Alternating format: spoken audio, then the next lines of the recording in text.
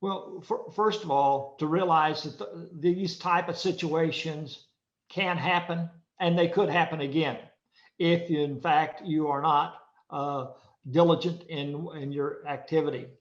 Secondly, I think it woke everybody up to some extent.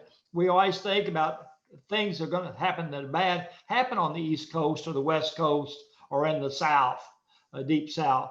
It would never happen to the heartland of the United States. Well, in fact, it can.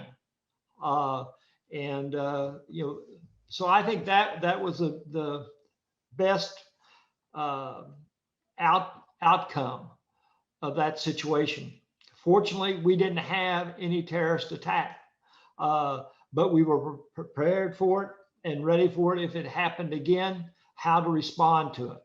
And I hope that they're continuing to keep that up and develop it going forward.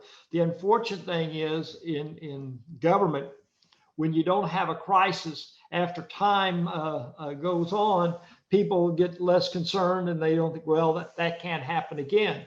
That's in fact when they can happen, is in that mindset. And so I hope that the people that we have as leading our state in the National Guard, as well as our government executive offices, keep that in mind.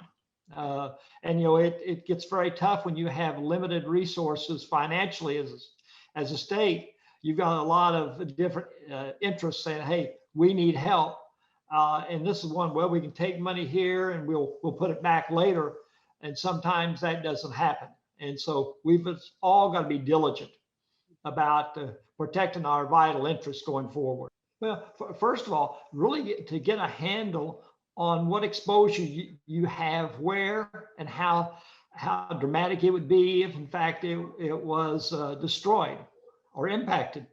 Because we saw things and nobody ever thought about. And so that opened the curtain, so to speak, so people could really see, well, you may have exposure in infrastructure here. You may have exposure in collaboration and in populations and things like that over there. What type of individuals do you have coming in or through our state? And what crisis or urgency do we have in these cases that we need to be mindful of? Nothing may ever happen, but at the same time, if something does happen, are you ready to respond?